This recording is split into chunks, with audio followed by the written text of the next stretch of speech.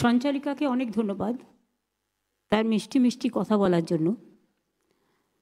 আমি ধন্যবাদ জানাচ্ছি সৌরভকে এবং যোগীরাজকে এবং তাদের আমন্ত্রণে, আমাদের আমন্ত্রণে আপনারা সকলেই যারা এই মেন স্টেডিয়ামে আছেন এবং সেকেন্ড ফ্লোরেও আমি দেখা করে এসেছি, ফুল প্যাকড আপ আছে সমস্ত চিকিৎসকবৃন্দ, থার্ড ফ্লোরেও কিছু আছে।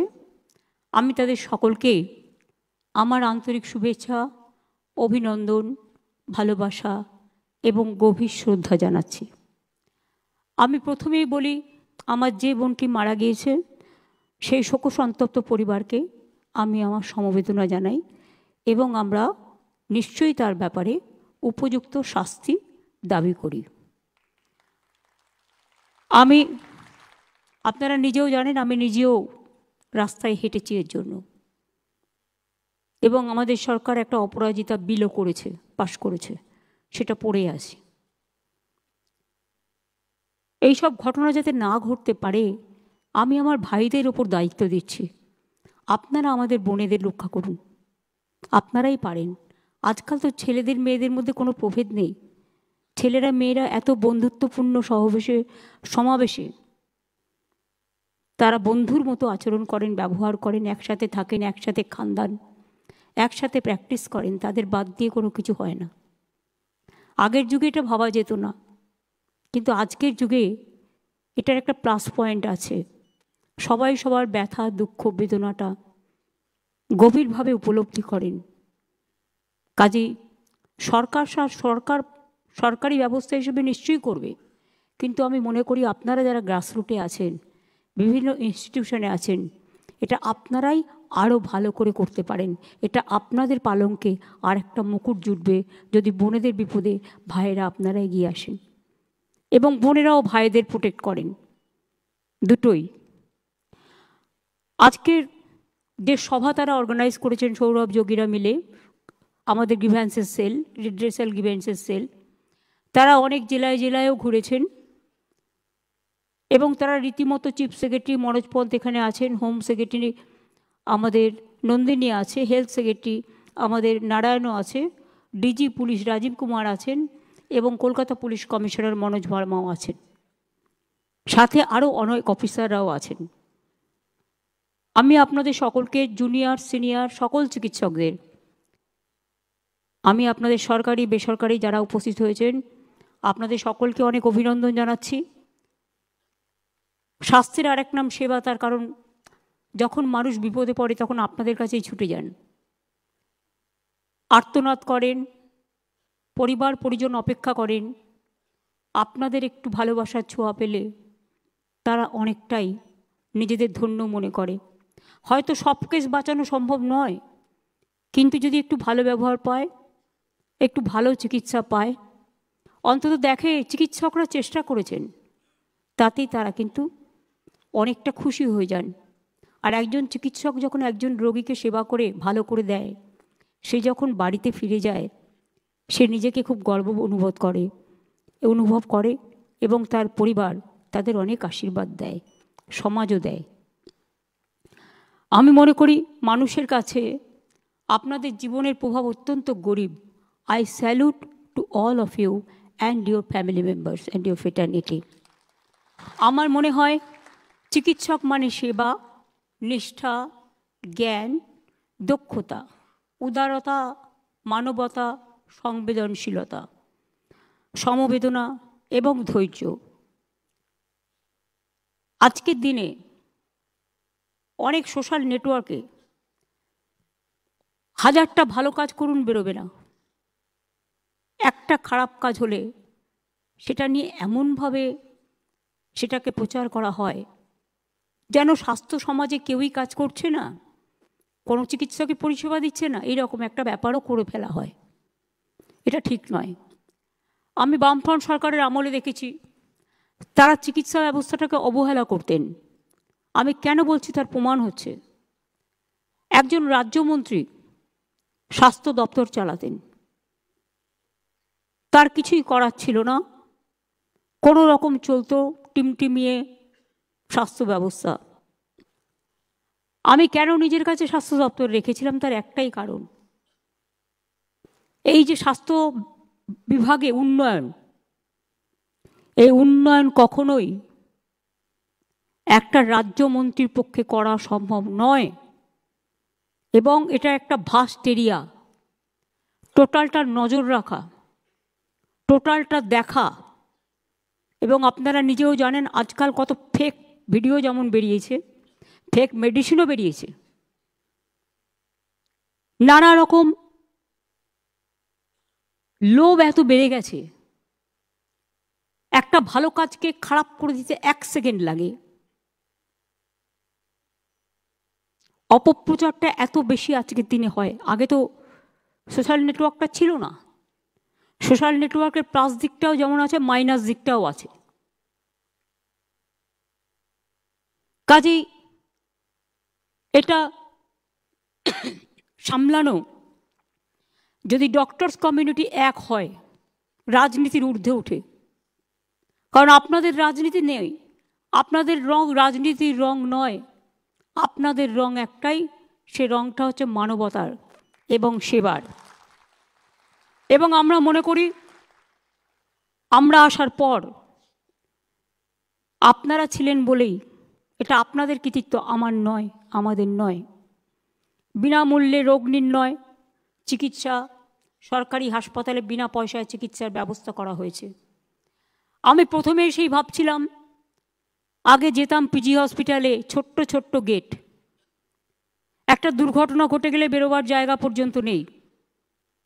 আমি শম্ভুনাথ হসপিটালে গিয়েও দেখেছি তাই, মেডিকেল কলেজে গিয়েও দেখেছি তাই, অনেক জায়গায় গিয়ে এই অভিজ্ঞতা আমার হয়েছে। তখনই সঙ্গে সঙ্গে আমরা সিদ্ধান্ত নিই, হাসপাতালের গেটগুলো আগে বড় করো, হসপিটালগুলো রং করো, হসপিটালগুলো নাইট শেল্টার করো, এগুলো করার প্রয়োজন আছে। কারণ আমরা সবাই জানি, আগে দৃষ্টি সুন্দরী, তারপরে গুণ বিচারী। অর্থাৎ আগে দেখতে হবে আপনাকে, যেটা আমি বলছিলাম, ব্যবহার সুন্দরী, তারপরে গুণ বিচারী, অটোমেটিক। বিশ্বাস করুন, একটা ছোট্ট ঘটনা আপনাদের বলছি। মণিময় এখানে আছে, আমি দেখছি, মুকুলবাবুরাও আছেন, অনেকেই আছেন আমার পরিচিত। প্রতুলদা যখন অসুস্থ ছিলেন কদিন আগে, সিনিয়র ডাক্তাররাও আছেন যারা তার ট্রিটমেন্ট করেছেন, তারা তাদের সাধ্যমতো চেষ্টা করেছেন। তিনি 2 দিন রেসপন্ড করছিলেন না, কারোর সাথে কথা বলেননি। আমি জেনারেলি আইসিইউ আইটিইউগুলো অ্যাভয়েড করি, কারণ ওই অবস্থায় দেখতে আমার ভালো লাগে না। আমি মৃতদেহের কাছে কম যাই, কারণ আমি মনে করি আমার জীবন্ত মুখটাই বেঁচে থাকুক, মৃত্যুর মুখটা নয়। কিন্তু এসব শুনে আমার হঠাৎ মনে হলো, একবার চেষ্টা করে দেখি না, যদি রেসপন্ড করে একবার। আমি গেলাম, আমার সাথে মনে ছিল, আমার সাথে বিশ্ব ছিল, একজন সাংবাদিক, অন্যান্য সিনিয়র ডাক্তাররা যারা এখানে বসে আছেন সবাই ছিলেন। আমি গিয়ে প্রতুলদাকে ডাকলাম, ডেকে বললাম, প্রতুলদা, ও প্রতুলদা, আমি মমতা। বিশ্বাস করুন, যে লোকটা 2 দিন রেসপন্ড করেনি, ওই যে বলেন অনেক সময় সাইকোলজিক্যাল ট্রিটমেন্ট তাকে অনেক সময় ফিরিয়ে আনে। চোখ খুললেন, চোখ দুটো জলে ভরে গেল। আমি ওনার আঙুলগুলো টিপে দিচ্ছিলাম, হঠাৎ পালসটা ড্রপ করে গেল 95 থেকে 93-এ। তখন ডাক্তাররা বললেন স্ট্রেস হচ্ছে, ওই যে রেসপন্ডটা করেছে, ফলে ওনার হৃদয়ে একটা ব্যথা হচ্ছে, চোখ দিয়ে জল বেরিয়ে গেছে। আইলাম, প্রতুলদা, আপনাকে আমি বাংলার গান গাইতে হবে, আপনি চলে গেলে কে গাইবে? বিশ্বাস করুন, 2 হাত তুলে, জানি না উনি আশীর্বাদ করলেন কি না, ইশারায় বললেন আর গাইতে পারবেন না। তখনই আমি বুঝে গিয়েছিলাম যে প্রতুলদা হয়তো আর পাচ্ছে না সহ্য করতে কষ্ট। উনি একটি দুরারোগ্য ব্যাধিতে আক্রান্ত হয়েছিলেন শেষের দিকে, এবং কোনো উপায় ছিল না অপারেশন না করে। এর আগেও 3-4 বার তাকে ভালো করে নিয়ে আসা হয়েছিল। কাজেই এই একটি ছোট্ট ঘটনা আমার মনে রেখাপাত করেছিল যে দেখুন, অনেক সময় বলে না যে মানুষ মরে গেলেও, আমি জানি না, এই মরণের পারে একটা বইটা পড়েছিলাম, বই থেকে জেনেছি, ব্যাখ্যা দেওয়ার মতো জায়গা আমার নেই, কারণ আমি এটা নিয়ে রিসার্চ করিনি, আমি জাস্ট একটা বইয়ের কথা বলছি। বলছে আত্মা মারা গেলেও, একটা মানুষ মারা গেলেও তার মধ্যে কিন্তু একটা বোধ থাকে, তার বাড়ির লোকেরা যখন কাঁদে, আত্মীয়রা কাঁদে, তার মনে দুঃখ আসে, কিন্তু বলে কেঁদো না কেঁদো না, তার প্রাণটা কিন্তু থাকে অনেকক্ষণ। এগুলো হয়তো সবই রিসার্চের ব্যাপার, আমার বলার কিছু নেই, কিন্তু আমি বলছি এটা একটা মানবিকতার দিক থেকে। আমাদের রোগীর সংখ্যা অনেক বেড়ে গেছে, আমরা অনেকগুলো যুগান্তকারী সিদ্ধান্ত আপনাদের সাহায্যে নিয়েছি। স্বাস্থ্য ইঙ্গিত অর্থাৎ টেলিমেডিসিন, প্রতিদিন গড়ে ৭৫,০০০ লোককে আপনারা চিকিৎসকরা টেলিমেডিসিনের মাধ্যমে তাদের গাইড করেন।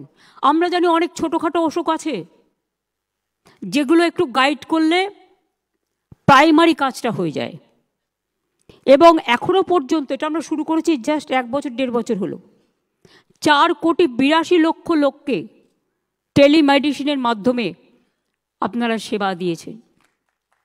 এটা বড় কাজ, বিশ্বাস করুন। আমিও বাড়িতে যেটা করি,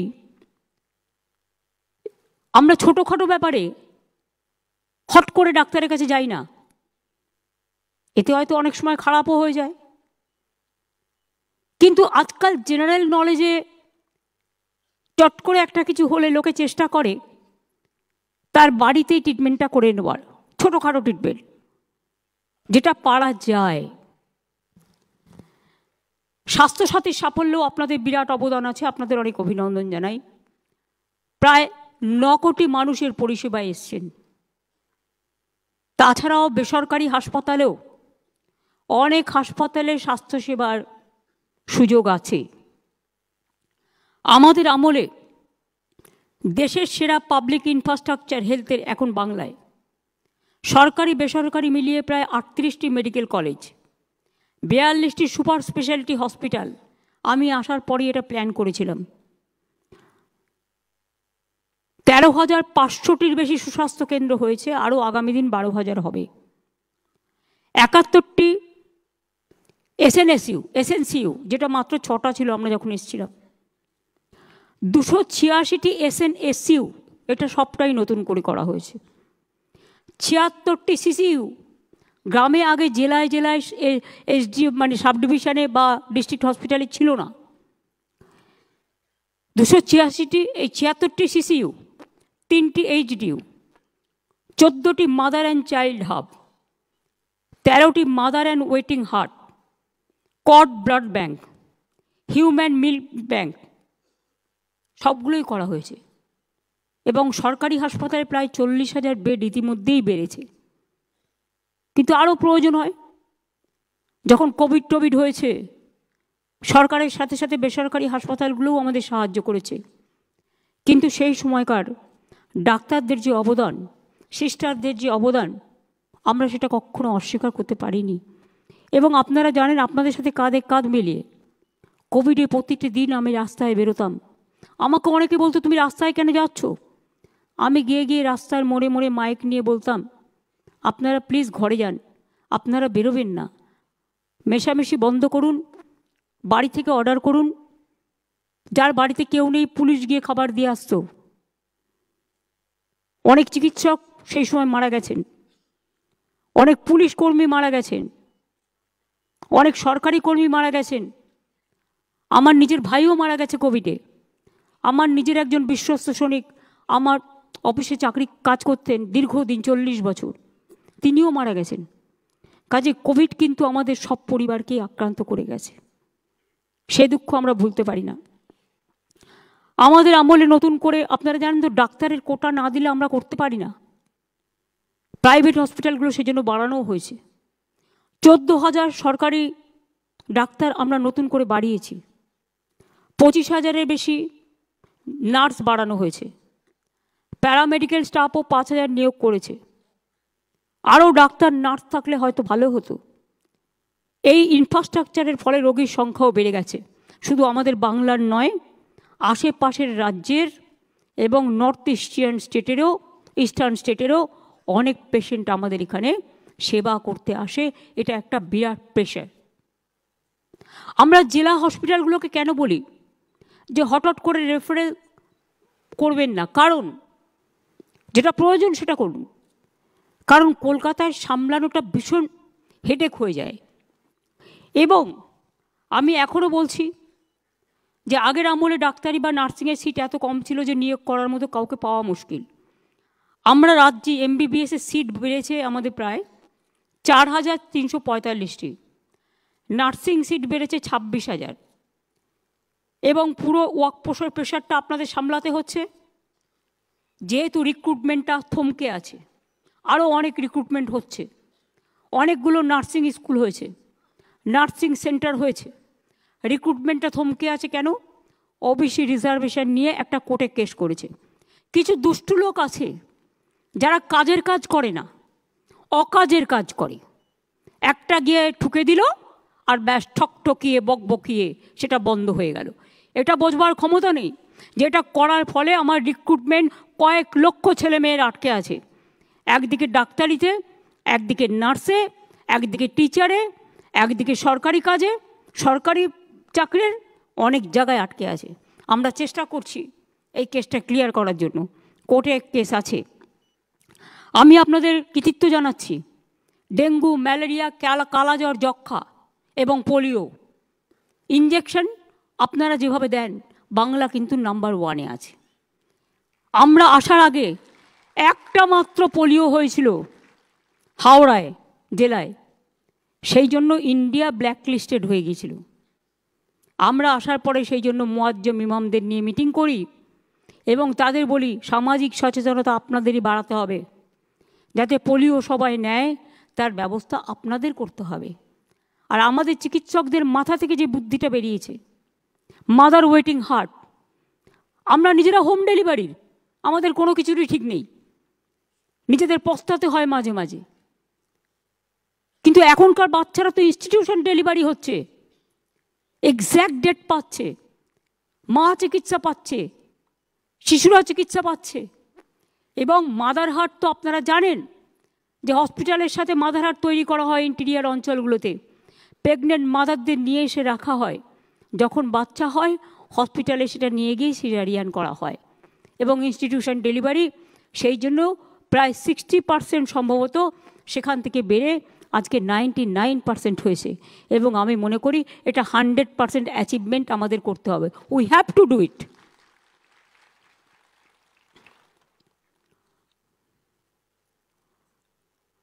এবং আপনারা এত ভালো কাজ করেন বলেই আপনারা হার্ট অপারেশন, আমাকে যে যতই বিদেশ দেখাক, আমি মনে করি আমার দেশে যা আছে, বাংলার যে মেধা আছে, বাংলার যে প্রতিভা আছে, বাংলার যে নলেজ আছে, বাংলার যে ইনফ্রাস্ট্রাকচার আছে, সেটা আমাদের থেকেই কিন্তু ওরা ধার নেয়। এবং আমরা কখনো কখনো ধার নিই, ভালো কাজ সবসময় ধার নেওয়া উচিত, কিন্তু এটা ঠিক যে এমনি দয়া করে কেউ কাউকে নেয় না, তার প্রতিভা আছে বলেই, মেধা আছে বলেই তাকে কিন্তু নেওয়া হয়। সরকারি ডাক্তারদের রিটায়ারমেন্ট এজ আপনারা জানেন 60 থেকে 65 বছর হয়েছে। Already junior doctor, intern, house staff, PGT এবং পোস্ট ডক্টর ট্রেনিং, জিডিএমওদের স্যালারি দ্বিগুণের বেশি বৃদ্ধি করা হয়েছে। ডাক্তারদের জন্য আরজি কর, পিজি, মিদনাপুর মেডিকেল কলেজেও হস্টেল তৈরি করা হচ্ছে। লেডি ডাক্তারদের জন্য 150 কোটি টাকা দিয়ে 5টি হস্টেল তৈরি করা হচ্ছে। এছাড়াও কয়েকটা জায়গায় হস্টেলের অবস্থা খারাপ। আমি ন্যাশনাল যেটা রুরাল হেলথ মিশন থেকে হস্টেলগুলো বলবো করে দিতে, এবং প্রাইমারিতেও যারা রেসিডেন্সিয়াল ডক্টর থাকে বা বিএমওএইচরা থাকে, সেই সব হস্টেল, সেই সব জায়গাগুলো টেক ওভার করো। এবং আস্তে আস্তে এক ফেসে তো সব হতে পারে না, টাকা পয়সা অনেকটাই বন্ধ করে দেওয়া হয়েছে আমাদের।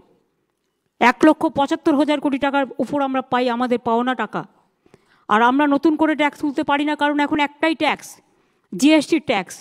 এই ট্যাক্সটা তুলে সেন্ট্রাল আমাদের যেটা ভাগ দেওয়ার কথা সেটা কিন্তু আমাদের ভাগ দেয় না। তা সত্ত্বেও আমরা চেষ্টা করি করবার। আমাকে গ্রিভ্যান্সেস সেল কয়েকটা সাজেশন দিয়েছেন। একটা হচ্ছে ইন্টিগ্রিটি অফ ইউনিভার্সিটি এক্সামিনেশন, এটা অলরেডি চালু হয়েছে এবং আমার মনে হয় এতে আপনাদের মর্যাদা বাড়বে, মর্যাদা কারো ক্ষুণ্ণ হবে না। আপনারা ভালো করে পড়াশুনো করে একদিন বিশ্বের মাঝারে সেরা ডাক্তার তৈরি হবেন এবং আমরা এটা চাই আপনারা আমাদের গর্বের বাংলা, গর্বের বিশ্ব বাংলায় পরিণত হোক, এটা আমি অলওয়েজ চাই, এটা আমার মনের স্বপ্ন, এটা আমরা কন্টিনিউ করব। আমি সব প্রপোজাল মানতে না পারলেও সিম্প্যাথি তো আমার নিশ্চয়ই আছে। একটা ওরা বলেছিল সিকিউরিটি রিলেটেড ইস্যু, এটা আমি রাজীব আছে, মনোজ আছে, কিছু এক্স সার্ভিসম্যানকেও নিয়ে নাও, কারণ আমরা যেহেতু রিক্রুটমেন্টটা এখন করতে পারছি না, আটকে আছে, থমকে আছে, তাদের দিয়েও আমরা অনেক জায়গায় কাজ করাতে পারি। এবং আমার মনে হয় যে এটা দেখা উচিত যতটা সম্ভব। পুলিশকে আরেকটু ভিজিল হতে হবে, মোবিলিটি বাড়াতে হবে, দরকার হলে মোবাইল ভ্যান বেশি করে বাড়িয়ে দাও। আগে পুলিশ 3-4 বার রাস্তায় টহল দিত, ইদানিং একটু দেখা গেছে ক্রাইম যারা করে cyber crime is a dangerous crime. তুমি মোবাইল দিয়ে ঘুরলে হবে না, তোমাকে স্পন্টেনাস বুদ্ধিটাকে কাজে লাগাতে হবে। You have to be very tactful এবং তোমাকে পুলিশকে সাইবার ট্রেনিং দিতে হবে। আর সিভিককে 10% আমরা যাদের বলেছি কনস্টেবল করবো, রিজার্ভেশন করা হয়েছে না, 20% এরকম কিছু একটা আছে, তাদের কিন্তু ট্রেনিং দিয়ে, they have to be trained. সুতরাং তাদের আমরা ট্রেনিং দিয়ে যদি হোমগার্ডে পরিণত করতে পারি তবেই তারা কিন্তু ব্যাপারটা বুঝবে। এখন তাদের না আছে ইধার, না আছে উধার, তারা জানেই না তাদের কি কাজ করা উচিত। আমি অনেক সময় দেখি রাস্তা দিয়ে যাই, বিশ্বাস করুন আমি কখনো পুলিশকে বলি না আমার গাড়ি গেলে একটাও গাড়ি আটকাবে। আমি পছন্দ করি ট্রাফিক জ্যামে দাঁড়িয়ে থাকা। মানুষ যদি দাঁড়াতে পারে তাহলে ট্রাফিক সিগন্যাল থাকলে আমি কেন দাঁড়াতে পারবো না? আমি কোন হরিদাস যে আমি দাঁড়াতে পারবো না? আমি এটা পছন্দ করি। কিন্তু কেউ কেউ মনে করে এই তুমি চলে যাও, এই ওদিকে চলে যাও, আমার ভালো লাগে না। আমি বলতে বলতে ফেড আপ হয়ে যাই। আমি মনে করি গতি চললে, গাড়ি চললে তবে মানুষের গতি এগিয়ে যায়। একজন ভিআইপি যাবে বলে অন্য গাড়িগুলো বন্ধ করে দিয়ে মানুষের 1 ঘন্টা 2 ঘন্টা লেট করে দেওয়া, তাদেরও অনেক কাজ থাকে। মনে রাখবে আমরা গ্রিন করিডর করার প্রয়োজন পড়ে না যদি আমরা ঠিকমতো এটা করি। কোনো ভিআইপি জন্য গাড়ি বন্ধ থাকবে না। অনলি একটা আমার মনে হয় যেটা ক্রসিংগুলো আছে, ধরুন একটা গাড়ি যাচ্ছে ইম্পর্টেন্ট, 2টো ক্রসিং, ওই ক্রসিং দিয়ে ঢুকে যেতে অ্যাক্সিডেন্ট করে দিতে না পারে। আজকালকার দিনে অ্যাক্সিডেন্টটাও বেড়ে গেছে, সেই জন্য সঠিক পদক্ষেপ নেওয়ার প্রয়োজন আছে। সেফ ড্রাইভ, সেফ লাইফটা ভালো করে করতে হবে এবং ওই গলির কর্নারগুলোতে ওয়াচ টাওয়ার লাগাও। দরকার হলে এমপিদের বলো, এমএলএদের বলো, এমপি ল্যাডের টাকা দেবে, এমএলএ ল্যাডের টাকা দেবে, তাদেরও তো একটা সামাজিক কন্ট্রিবিউশনের ব্যাপার আছে। আমি নিজে এটা করি, আপনারা বিশ্বাস করবেন না। এই যে মিউজিকে গান হয় ট্রাফিক স্ট্যান্ডে, এই যে বাস স্ট্যান্ডগুলো তৈরি করে দেওয়া, এই যে স্কুলের সামনে ছেলে মেয়েদের বসা, এই যে কেওড়াতলা শ্মশান থেকে শুরু করে জল সৌন্দর্য তৈরি করা, এগুলো আমি এমপি ল্যাড থেকে প্রথম করেছিলাম, তারপরে গভর্নমেন্ট এখন এটা করে। কিছু কিছু জিনিস আমাদের ভাবতে হবে। একটা তারা দিয়েছে sports and cultural event. Of course আপনাদের মানসিক বিকাশের প্রয়োজন আছে, শান্তির, মনটাকে এনজয় করা। আপনারা এন্টারটেনমেন্ট জগতে যেতে পারেন না কারণ আপনাদের সময়টা চলে যায় চিকিৎসা করতে, কিন্তু আপনাদের মধ্যেও খেলাধুলো করতে ভালোবাসেন, আপনারাও সাংস্কৃতিক চর্চা করতে ভালোবাসেন। পিজিতে যেমন আমায় বলেছিল, আমি সঙ্গে সঙ্গে একটা মাঠ করে দিয়েছি। আমি নারায়ণকে বলবো 2 কোটি টাকা স্যাংশন করতে প্রত্যেকটা মেডিকেল কলেজ এবং হসপিটাল, যাতে তাদের কালচারাল অ্যাক্টিভিটিস এবং স্পোর্টস করতে পারে এবং তাদের মধ্যে কম্পিটিশন হোক এবং এই কম্পিটিশনে তাদের অ্যাওয়ার্ড দেওয়া হোক। আমি এটা চাই, তারা উঠে আসুক। এবং college to college competition, hospital two hospital competition, এগুলো ইউথ অ্যান্ড স্পোর্টস ডিপার্টমেন্ট থেকে এবং জেলায়ও যারা কাজ করে তারাও খুব ইম্পর্টেন্ট। কলকাতা জেলাকে ব্লককে মিলিয়ে দিতে হবে। সবার সাথে সবার মিলন হলে তবেই তো আদান প্রদানটা বাড়বে এবং তবেই তো একে অপরকে সুস্থ রাখবে। ইএসআই কর্পোরেশনের ডাক্তারদের কিছু গ্রিভ্যান্সেস আছে, এটা আমি নারায়ণকে বলবো সিএসের সাথে কথা বলে এটা দেখব, আমরা নিশ্চয়ই দেখব। কোনো ডিসক্রিমিনেশন আমরা কখনোই ভাবতে পারি না। একটা দাবি ওরা দিয়েছে বিএমওএইচদের ভিডিও সমান 1 মান্থ এ করার জন্য, সেটা আমি করতে পারবো না, 500 টাকা আমি করে দিচ্ছি। ওদের 1 মাসের দেওয়া হয়, এদের 500 দিনের, এদের 15 দিনের দেওয়া হবে, অর্থাৎ 15 দিনের এক্সট্রা তারা পাবে যারা বিএমওএইচ আছেন। আমি intern, house staff, post graduate trainee, post doctorate trainee সবার জন্য 10,000 টাকা করে বাড়িয়ে দেওয়ার ব্যবস্থা করলাম।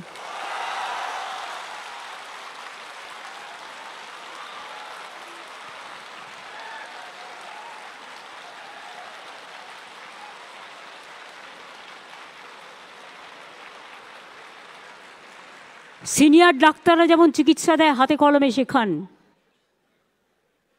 তাদের আমি অনুরোধ করব দয়া করে শুধু জুনিয়রদের ওপর দায়িত্ব দিয়ে সিজারিয়ান থেকে শুরু করে হার্ট অপারেশন থেকে শুরু করে আপনারা ছেড়ে দেবেন না। আপনারা মিনিমাম 8 ঘন্টা সরকারি পরিষেবা দিন, তারপরে প্রাইভেট প্র্যাকটিস করুন, আমার আপত্তি নেই। আমি 20 কিলোমিটারটা 30 কিলোমিটার করে দিচ্ছি, কারণ কলকাতায় 30 কিলোমিটারের মধ্যে অনেক হসপিটাল আছে। করুন না, কে বারণ করেছে? কিন্তু 8 ঘন্টা সরকারি পরিষেবা দেওয়ার সময় প্লিজ দয়া করে যাবেন না। আপনার যদি কোনো আর্জেন্ট রোগী দেখার কাজ থাকে, তখন যদি কোনো অপারেশন করার থাকে সিরিয়াস, আপনি হসপিটালে ডেকে নিন না, কী অসুবিধা আছে? হসপিটালে তো ইনফ্রাস্ট্রাকচার রেডি আছে। কিন্তু সরকারি পরিষেবাটার সময় প্লিজ দয়া করে আপনাদের কাছে আমরা কৃতজ্ঞ থাকব যদি এইটুকু সেবা দেন। মানুষ চিরকাল বাঁচে না, মানুষের কৃতিত্ব বাঁচে। মনে রাখবেন, একটা মানুষ একটা ডাক্তারকে বাড়ির লাউটা হলে দিয়ে যায়, বাড়ির কুমড়োটা হলে দিয়ে যায়। কেন দেয় জানেন? তারা আপনাদের ভগবান মনে করেন।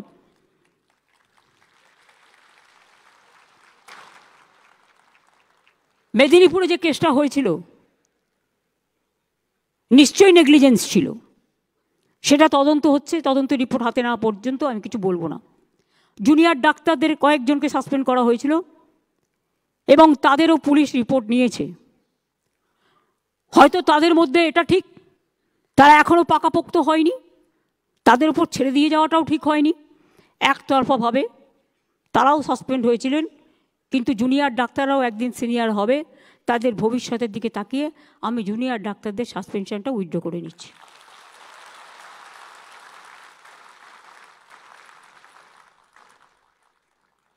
আমরা আগেও জুনিয়র এবং সিনিয়র রেসিডেন্ট যারা ছিল তাদের স্যালারি আমরা বাড়িয়েছিলাম, বাট আরও কিছু বাড়ানো দরকার। তাই আমরা সিদ্ধান্ত নিয়েছি সর্বস্তরের সিনিয়র রেসিডেন্টদের স্যালারি আমরা 15,000 টাকা করে বাড়িয়ে দেব।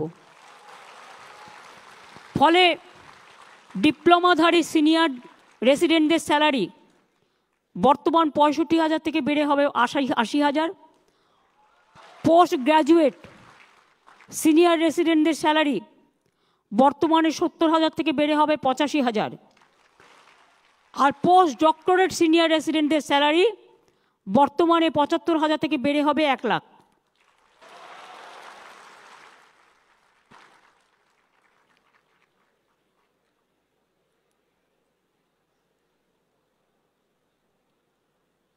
আর intern, house staff, post graduate training, post doctor training সবার জন্য 10,000 টাকা করে বাড়ানো হবে, সেটা তো আমি অলরেডি বলে দিয়েছি।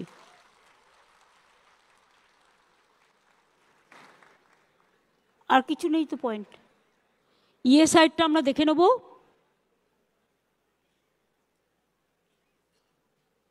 রেসিডেন্ট ডাক্তার হয়ে গেল। প্রাইভেট প্র্যাকটিশনাররা রিকোয়েস্ট করেছেন, তাদের বারবার 4টে জায়গায় ডাকে। আপনারা আপনাদের অ্যাডমিনিস্ট্রেটিভ অফিসারদের পাঠান না, তাহলেই তো হয়ে যায়। দেখুন, এগুলো তো আইনত সংস্থা, এগুলো সেন্ট্রালের রুলও থাকে, এটা হয়তো আমার হাতে সবটা নেই। আপনারা আপনাদের অ্যাডমিনিস্ট্রেটিভ অফিসারকে পাঠান। আমাদের হাইকোর্ট প্রতিদিন নয় সিএসকে ডাকে, নয় হোম সেক্রেটারিকে ডাকে, নয় পুলিশ কমিশনারকে ডাকে, নয় ডিজিকে ডাকে। এইসব পোস্টগুলো যারা কাজ করেন তাদের প্রবলেম হয় যেতে, কাজ ছেড়ে যেতে। আমরা সেখানে আমাদের আইনজীবীদের পাঠাতে পারি, আমরা আমাদের অফিসারদের পাঠাতে পারি, সেইটা আপনারা দেখে নিন। সেটা একটা দেখো, একটা যদি প্যাচ আপ করে প্ল্যান করে করা যায়, যে সিও যাক বা এমডি যাক বা তাদের কোনো যে পার্সোনাল অফিসার আছে তিনি যাক, সেটা হসপিটাল অথরিটি ঠিক করবে। তাতে ডাক্তারদের নিজেদের যদি ওদের কোনো কমপ্লেন থাকে নিশ্চয়ই রাখতে পারে, কিন্তু ডাক্তারদের ডাইরেক্ট ডাকলে যেটা ডাক্তারদের কাজও নষ্ট হয়, সেটা একটু মাথায় রাখতে হবে মানবিকতার স্বার্থে। কাজেই আমার মনে হয় আপনারা ভালো করে কাজ করুন, সুন্দর করে কাজ করুন। আমি এটুকু নিশ্চয়ই বুঝবো যে আপনারা ভালো করে কাজ করলে আপনাদের কোনো দিন কোনো অসুবিধা হবে বলে আমি মনে করি না। কারণ আমাদের সরকার রাজনীতির ঊর্ধ্বে উঠে ডাক্তারদের এই পরিষেবাটাকে সম্মান করে এবং শ্রদ্ধা জানায়। আমরা বছরে একটা করে এই ধরনের মিটিং যদি করতে পারি, তাহলে আমরা আরও বেশি করে আপনাদের সাথে কমিউনিকেশনটা বাড়াতে পারি। আপনারা এত সকলে এসছেন জেলা থেকে, ব্লক থেকে, সরকারি হাসপাতাল থেকে, প্রাইভেট হসপিটাল থেকে, নিচে থেকে ওপরে যারা বসে আছেন গ্যালারিতে, এবং তাছাড়াও যারা বসে আছেন আমার সেকেন্ড ফ্লোরে বা থার্ড ফ্লোরে, আমি সবাইকেই বলি আপনারা এসছেন কষ্ট করে। আপনাদের সকলের কাছে আমাদের অনেক প্রত্যাশা, আপনাদের সকলের কাছে আমাদের অনেক আশা, আপনাদের সকলের কাছে আমাদের অনেক ভালোবাসা। আপনারা আরও বড় হন, আরও সুন্দর হন। আপনাদের অভিনন্দন শুধু জানিয়ে ছোট করব না, আপনাদের পরিবারকেও অভিনন্দন জানাই। বাবা মারা কষ্ট করে এক একজন ডাক্তার তৈরি করেছেন, কত কষ্ট করে তারা ছেলে মেয়েদের মানুষ করেছেন। আর একটা অনুরোধ করব, দয়া করে বিদেশে চলে যাবেন না। দেখছেন তো কি হচ্ছে, লোহার শেকল আর লোহার বেরি, এটা অসম্মানজনক। বাংলায় থাকুন, কোনো অসুবিধে নেই। আপনাদের কোনো অসুবিধে হলে আমাদের জানাবেন, we are always at your service. আমি এটুকু বলে আপনাদের সুস্থ জীবন কামনা করে, ভালো ভবিষ্যৎ কামনা করে, আমি সৌরভ যোগী থেকে শুরু করে গ্রিভ্যান্সেস রিড্রেসাল সেলের সকলকে অনেক অনেক ধন্যবাদ এবং অভিনন্দন জানিয়ে আমি আপনাদের বলবো শুভ নন্দন। দোল আসছে, রমজান মাস আসছে, শিবরাত্রি আসছে, আরও অনেক উৎসব আসবে। সব উৎসবই আমাদের সকলের, কিন্তু আপনারা উৎসবে অনেক সময় অংশগ্রহণ করতে পারেন না, কারণ আপনাদের সেবা দিতে হয়। আমারও তাই, আমাকেও পাহারা দিতে হয়। কাজেই যতটুকু পারলাম চেষ্টা করলাম এই সীমিত স্বার্থের মধ্যে। আগামী দিন যদি আবার আমাদের আর্থিক সচ্ছলতা বাড়ে, নিশ্চয়ই বাড়বে একদিন, যেভাবে ট্রেন্ড দেখা যাচ্ছে, Bengal have became the destiny of the industrial investment, এবং অ্যাট দ্য ইন্টারন্যাশনাল লেভেল এবং এশিয়া লেভেল। সুতরাং আমি মনে করি যে একদিন না একদিন আপনাদের আরও অনেক বেশি সুফল আপনারা লাভ করবেন। আর প্রিন্সিপাল যারা আছেন, সুপার যারা আছেন, তাদের কাছে আমার রিকোয়েস্ট থাকবে, অলওয়েজ নিজেরা দেখে নেবেন এসি মেশিনটা ঠিকমতো কাজ করছে কিনা, পিডব্লিউডিকে ডেকে নেবেন। কোথাও কোনো নার্সিং হোস্টেলে জল পড়ছে কিনা দেখে নেবেন। কোথাও কোনো অসুবিধা হচ্ছে কিনা মেয়েদের ওয়াশরুম নিয়ে দেখে নেবেন। কোথাও কোনো জায়গায় কোনো রকম প্রবলেম হচ্ছে কিনা, কোনো গ্রিভ্যান্সেস হচ্ছে কিনা। এখন তো সুপারগুলো সুপারদেরই করে দেওয়া হয়েছে, প্রিন্সিপালদেরই করে দেওয়া হয়েছে chairman of the health recruitment committee. সুতরাং আপনাদের যা গ্রিভ্যান্সেস প্রিন্সিপালদের এসে বলবেন, এবং তাতে যদি কোনো অসুবিধা হয়, সিএস তো আছেনই, আপনারা আপনাদের অভিযোগ আপনারা জানাতে পারেন, নারায়ণকেও জানাতে পারেন এবং সিএসকেও জানাতে পারেন।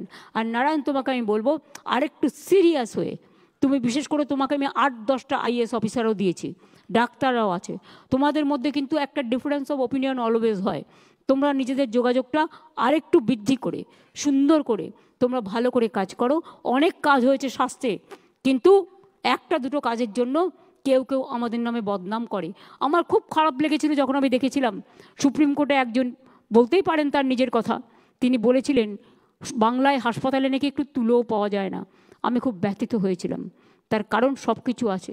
আর একটা অনুরোধ করবো প্রিন্সিপাল সুপারদের এবং যারা অ্যাডমিনিস্ট্রেশনে আছেন, এক্সপায়ারি ওষুধ, এক্সপায়ারি স্যালাইন, সব কিছু expiry medicine stock taking always করবেন 3 মাস পর পর।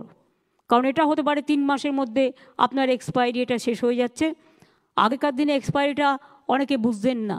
আমার মজা লেগেছে শুনে, আমাদের একটা ছোট্ট বাচ্চা পরিবারের 4 বছর বয়স, জানেন, আমাকে এসে একটা জিনিস আমি ওকে দিয়েছি, মানে একটা লজেন্স খেতে ভালোবাসে, আমি দিয়েছি। আমাকে বলছে এক্সপায়ারি ডেটটা দেখে নাও তো। ওইটুকু বাচ্চা 4 বছরের আমাকে বলছে এক্সপায়ারি ডেটটা দেখেছ? আমি বুঝলাম তার মানে আজকে বাচ্চারা কত সচেতন হয়ে গেছে।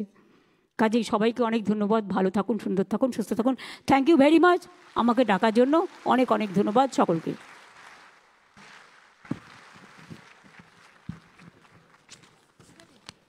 অসংখ্য ধন্যবাদ মাননীয় মুখ্যমন্ত্রী আপনাকে, আপনার আশীর্বাদ, আপনার বক্তব্যে আমাদের ঋদ্ধ করার জন্য। সাথে সাথে আশা করব ভবিষ্যতেও আপনার আশীর্বাদ দিগদর্শন আমাদের পথ চলার পাথেয় হয়ে উঠবে। আমরা মাননীয় মুখ্যমন্ত্রীর অনুমতিক্রমে এই অনুষ্ঠান শেষ করব জাতীয় সঙ্গীতের মাধ্যমে। আপনাদের সবাইকে অনুরোধ করব আপনারা নিজ নিজ স্থানে দয়া করে উঠে দাঁড়ান।